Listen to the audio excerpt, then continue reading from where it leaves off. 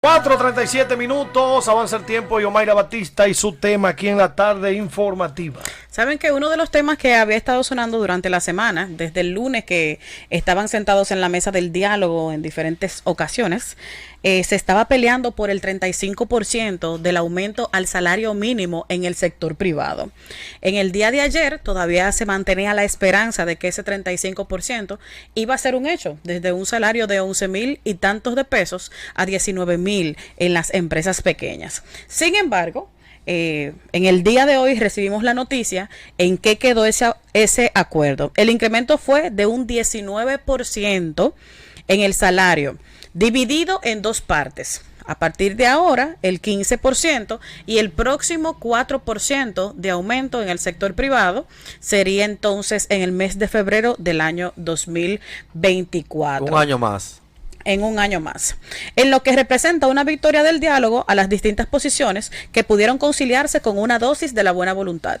El sector sindical había propuesto, como dije anteriormente, un 35%, en tanto el gobierno se limitó a reclamar un incremento que estuviera por encima de la inflación acumulada. A partir de abril se aplicará un incremento de un 15% y el restante de un 4% será ajustado en febrero del 2024. Frente al embate de la inflación y para dinamizar las actividades comerciales, el aumento salarial se había convertido desde hace tiempo en una gran necesidad, y que yo entiendo que ese aumento no solamente debió ser en el sector privado, también es tiempo de procurarlo en el sector público, así mismo de manera sectoriales como se hizo a nivel privado, desde grandes empresas 1%, medianas empresas, pequeñas empresas y microempresas.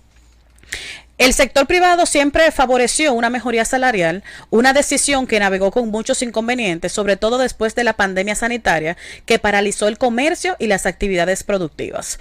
Con una economía en franca recuperación, era justo que se mejorara en algo de salario de los trabajadores. El presidente Luis Abinader tiene sus méritos en la decisión al abogar no solo por el incremento de un sueldo, sino al integrarse a la reunión del Comité Nacional de Salarios.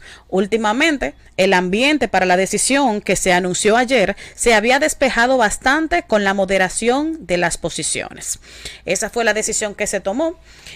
Todavía hay muchas preguntas en el aire porque conocemos de muchas empresas en el país que no responden a estas ya obligaciones porque son normativas y están en la ley, de empresas grandes, de empresas medianas y pequeñas que pagan muy por debajo a sus empleados del salario mínimo.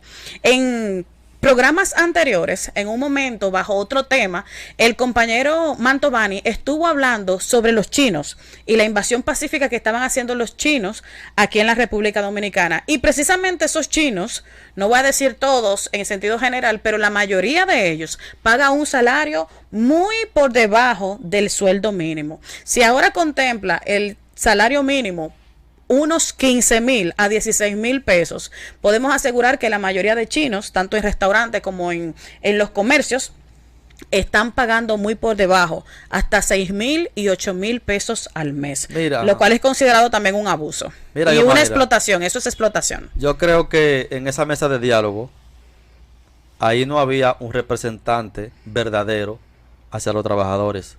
¿Cómo así? Porque en primer lugar, ha sido una crítica en la República Dominicana el pírrico aumento que le han hecho a los trabajadores, principalmente a esas personas que cobran el sueldo mínimo. Entonces yo creo que era que los trabajadores en esa mesa no tenían quien lo defienda, porque el aprobar un aumento salarial de un 19% al salario mínimo, sabiendo cómo está la situación del país y a cuánto se ha elevado la canasta familiar en la República Dominicana. Yo creo primeramente que aceptar un 19% es una aberración.